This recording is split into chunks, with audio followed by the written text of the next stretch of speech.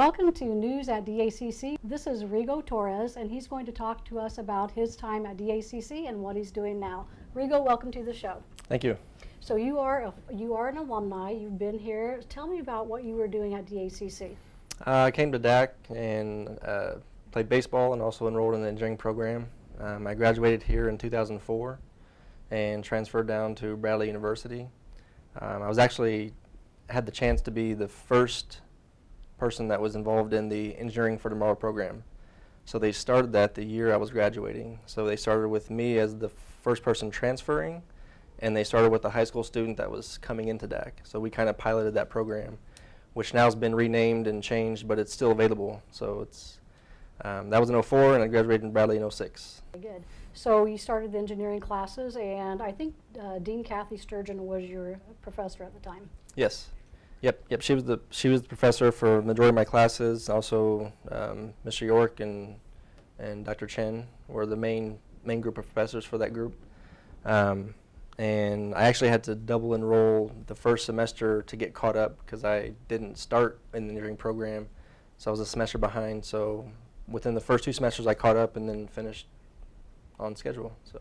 So what was the deciding factor for Bradley? Was it the program that was running at the time? Yes. Yeah, when they first started that was the only university that was tied to it. So that was the reason it went to Bradley.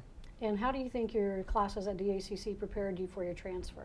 I think it was just as good as the students that I met there that started at Bradley and did all 4 years there. I didn't see any difference. The same type of labs that we do here at DACC were the same type of labs that I did there. So the prep work was perfect. And then you went there, and what was your actual degree from Bradley? From here I did the applied science and arts, and then it transferred in and I did mechanical engineering at Bradley. So what are you doing now? So now I work at ThyssenKrupp Crankshaft company here in Danville.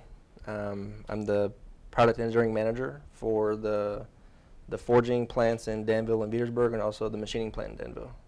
And what does, looking back at your time as being a student, what types of things that you were doing here as a student do you do today in your job? Well, I still do some of the math stuff, but I think just working with multiple groups of people. So in engineering, you meet people that are from, I guess, different backgrounds and have different ways of learning and expressing themselves. So maybe that helped me in my job now, where I have to work with multifunctional teams to get things done. Okay, very good.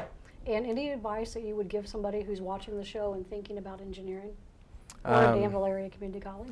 Yeah, I think that if you're considering Danville Area Community College for any number of reasons, and you're afraid that I think the main thing is it's a huge benefit for cost, but some students or some people might be afraid that you don't get the same level of education, or you won't be seen the same when you go to get a job.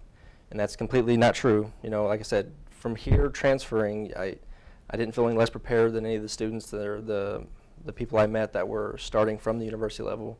So you still finish at the university, you have the same degree, and when you're hired, you're an equal. So it's local. It gives you a way to come slowly into the college environment, I guess. So it's actually something I'm hoping actually even for my daughters. So. Okay, well, thank you very much. We've been speaking with Rigo Torres, a former student here. He's one of our alumni who's in the engineering field. Thank you for watching our clip.